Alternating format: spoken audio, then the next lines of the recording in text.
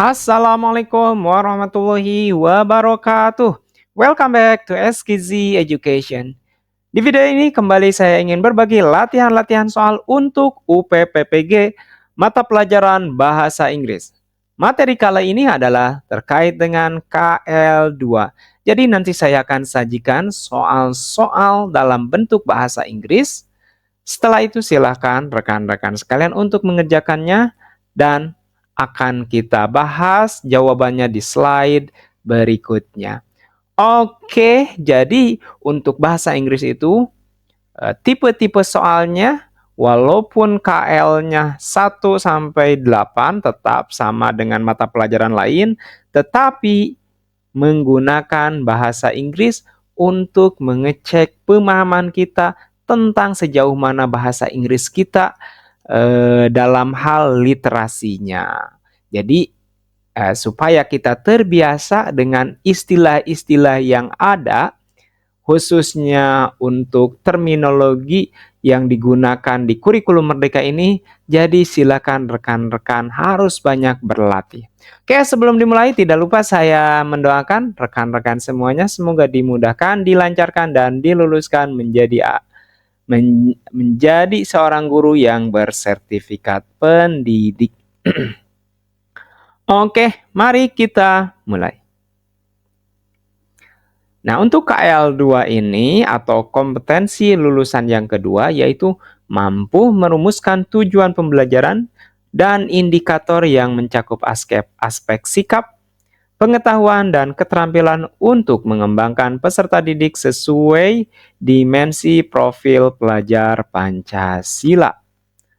Jadi, apabila kita analisa di sini, guru itu harus bisa membuat satu tujuan pembelajaran dan dua indikatornya. Yang di dalamnya itu ada aspek sikap, pengetahuan, dan keterampilan, tetapi harus mengembangkan nilai-nilai profil pelajar Pancasila. Ya.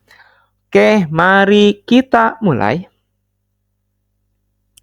Number one, when formulating learning objectives to develop students' attitude in line with the dimension of the Pancasila learner profile, a teacher needs to ensure that the objectives are not only cognitive but also encompass the affective dimension. Which statement below best reflects this approach? Oke, jadi dalam merumuskan tujuan pembelajaran itu katanya tidak hanya tentang aspek kognitif saja, tapi harus ada afektifnya. Nah, kira-kira mana nih dari pilihan ini yang mengandung unsur tersebut? Ada kognitif, ada afektif. A. Student can demonstrate a tolerant attitude towards differences. Student can mention the values of Pancasila. Student can explain the meaning of the values of Pancasila. Student can identify the figures who formulated Pancasila. Ya. Oke, apabila kita analisa di sini, kalau di sini identify, explain, and mention itu masih ranahnya kognitif. Maka the right answer for this one is A ya, can demonstrate a tolerant attitude toward differences. Berarti di sini ada unsur kognitifnya, dia siswa itu sudah tahu, dan ada unsur afektifnya.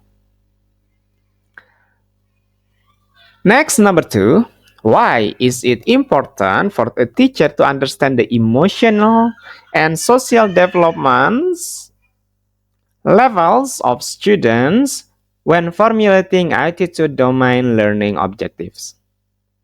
Jadi, kenapa sih guru itu penting untuk mengetahui, memahami segi emosional dan sosial level ya, tingkat sosial dari seorang siswa itu kenapa gitu kan ketika menentukan tujuan pembelajaran.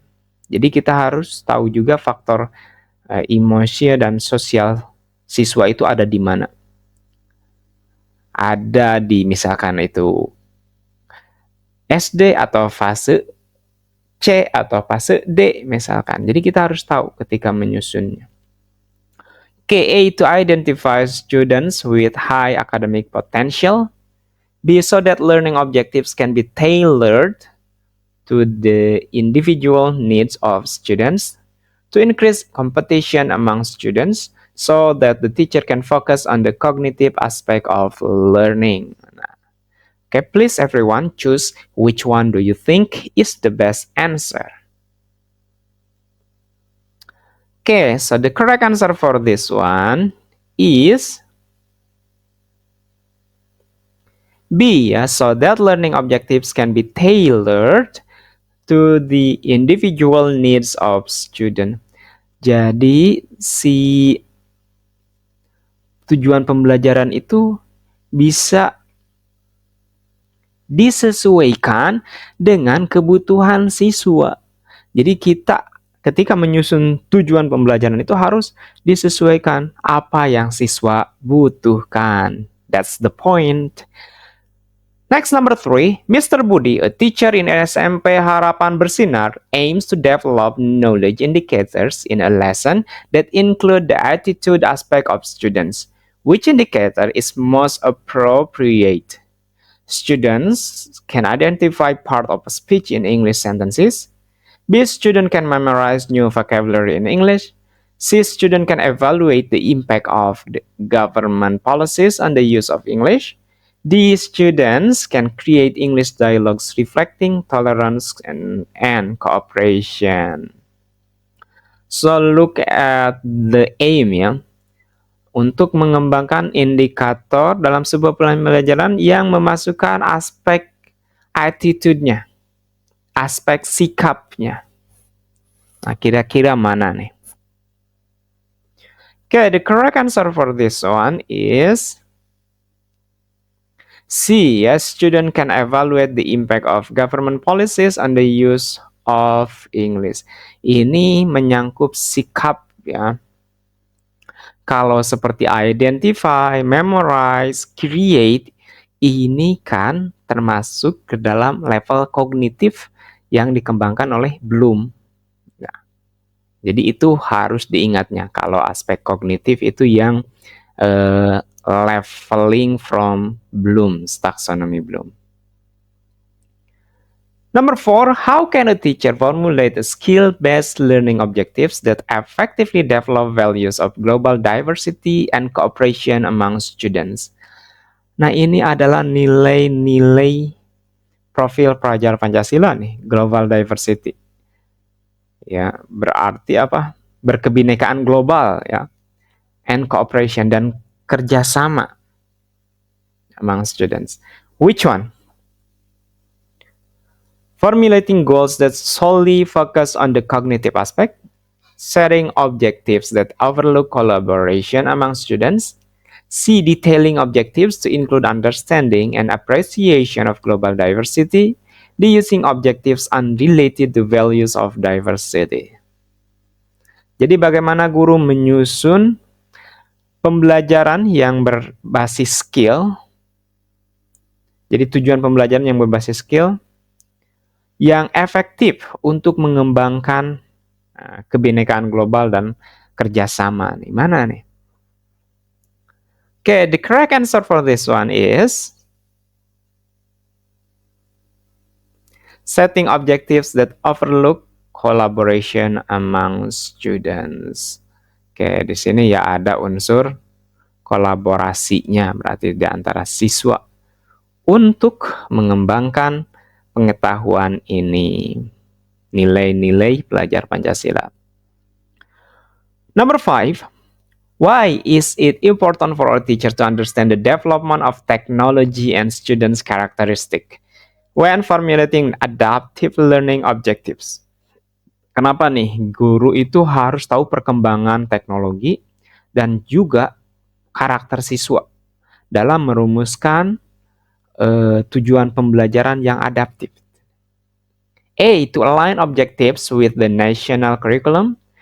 B, to ensure that students only use technology taught in the classroom. C, identify potential lagging in the latest technology among students and adjust learning objectives. D, disregard technological developments as they are not directly related to the students' characteristics.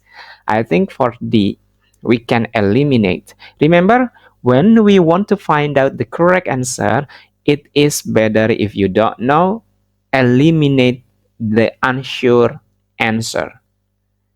If you doubt about one answer, if you think it is incorrect, just eliminate. Easy. So we eliminate D, and then we have A, B, and C. To align objective with the national curriculum, it could be to ensure that students only use technology taught in the classroom. I think B we can eliminate. And now we have A and C. Can you guess which one is the correct answer? Okay, let's see. It is C, ya, identify potential lagging in the latest technology among students and adjust learning objectives. Jadi tujuannya itu tetap kita itu selalu up to date dan menyesuaikan dengan tujuan pembelajaran. Jadi siswa itu tidak tertinggal gitu. Seperti itu. Number 6. Miss Nasiti is an outstanding teacher. She teaches English in Cerdas Ceria Senior High School. This semester, she wants to design a lesson that enhances students' skills in expressing ideas and opinions in English. What is an appropriate skills indicator? Okay, A. Students can compose English paragraphs with correct grammar. B. Students can repeat English lesson material with good intonation. C. Students can present their ideas persuasively and effectively in English. D. Students can write reviews about English books. Okay, look at the questions carefully. So, she wants to design a lesson that enhances students' skill in expressing ideas. Jadi, this is the point ya. Jadi, tujuan pembelajarannya ini supaya menuntun siswa itu bisa mengekspresikan ide dan opininya nih. Dari semua kegiatan ini mana yang bisa membuat siswa itu bisa mengekspresikan ide dan opininya? Which one do you think is the answer? Okay, the correct answer is C. Yes, students can present their ideas persuasively and effectively in English. Karena dengan mempresentasikan idenya, berarti otomatis mereka bisa mengekspresikan ide dan opininya. Next, number 7. Mr. Kais wants to assess students' ability to connect English concepts with Pancasila values. Which statement is the most appropriate as an indicator? Jadi pingin menghubungkan ya bahasa Inggris dengan nilai-nilai profil Pancasila. Which one do you think is the correct answer? A. Student can master the value of Pancasila in English well. B. Students can explain the meaning of English vocabulary about cultures in detail. C. Student can identify the impact of globalization on the use of English. These students can relate the use of English to Pancasila values and everyday life. The correct answer for this one is D ya. Jadi siswa bisa menghubungkan penggunaan bahasa Inggris dengan nilai-nilai Pancasila dalam kehidupan mereka sehari-hari. Okay, number 8. How can a teacher measure the independence of students in developing noble characters? A. Assessing students' ability to memorize moral values. B. Observing the attitudes and behaviors of students in various situations. C. Analyzing the religious values acquired by students from the family environment. D. Measuring how well students can follow the rituals of worship. Okay, look at the question carefully. How can a teacher measure the independence of a students in developing noble character? Bagaimana sih kita mengukur kemandirian siswa dalam mengembangkan karakter yang bagus? Jadi kita ingin mengukur independensi siswa itu tapi dari segi karakter, dalam pengembangan karakter. Kira-kira mana nih? The correct answer for this one is observing the attitudes and behaviors of students in various station. Jadi untuk melihat karakteristik siswa itu kita bisa mengobservasi tapi dari situasi yang berbeda. Yang berbeda-beda. Bisa jadi ketika di kelas, ketika tour, misalkan ketika praktek, kita bisa melihat karakternya, perkembangan karakternya gitu. Bisa jadi di kelas pendiam, ketika di luar, misalkan anaknya wild banget, misalkan. Bisa jadi seperti itu. So, observing the attitudes and behaviors of students in various situations. Number 8, how can a teacher formulate learning objectives that effectively develop students' critical and creative thinking skills? So this is the value of profile pelajar Pancasila, ya. Critical and creative thinking. Setting goals that only focus on achieving end result, I can say this is incorrect, so we can eliminate this one. Jadi hanya fokusnya kepada pencapaian di akhir, ya. Detailing objectives to describe the steps in developing critical and creative thinking. Okay. Determining objectives. Without considering the individual needs of student, this is incorrect obviously, because without considering the individual needs. Jadi menentukan objek pembelajaran tapi tanpa mempertimbangkan kebutuhan murid. Using goals that are general and not directly related to critical and creative thinking. I think this is incorrect as well. So obviously, the correct answer is detailing objectives to describe the steps in developing critical and creative thinking. Jadi membuat tujuan yang detail yang bisa menggambarkan tahapan-tahapan bagaimana mengembangkan sikap kritik, berpikir kritis dan kreatif. Number 10, why is it important for a teacher to consider the complexity level of the material when formulating knowledge learning objectives to develop critical and creative thinking? Jadi kenapa sih kita harus menimbang, memperhatikan kompleksitas materi ketika menyusun tujuan pembelajaran? To adjust objectives to the average understanding level of students, to ensure that goals can be achieved in a short amount of time, identifying students with a tendency for critical and creative thinking, disregarding the complexity level of the material as irrelevant. I think D is obviously incorrect, so we have A, B, and C. Which one do you think is the right answer? The correct answer is to adjust objectives to the average understanding level of students. Jadi untuk menyesuaikan tujuan itu dengan rata-rata pemahaman siswa. Makanya kita harus tahu kompleksitasnya sehingga kita bisa sesuaikan dengan pemahaman siswa. Okay, 11. How can a teacher formulate adaptive and future-oriented learning objectives in accordance with the characteristics of a student and the development of technology in a specific subject area? A. Determining objectives based on the teacher's personal preferences. B. Setting goals that disregard technological changes and future trends. C. Using goals that are general without considering technological development. I think this is obviously incorrect. We can just eliminate directly. Yeah. D. Detailing objectives to include the use of the latest technology and considering the development of students' characteristics. Which one do you think is the right answer? The correct answer is D, ya, detailing objectives to include the use of the latest technology and considering the development of students' characteristic.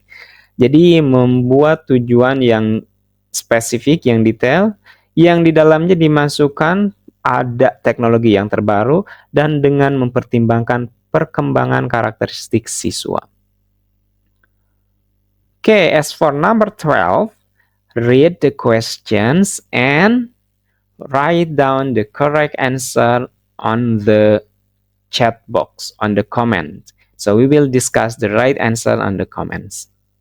Okay, I think that's enough for the exercise. Yeah, I hope this is useful enough and it can help you to pass the UP. Okay, that's all. Wabillahi taufiq walhidayah. Wassalamualaikum warahmatullahi wabarakatuh.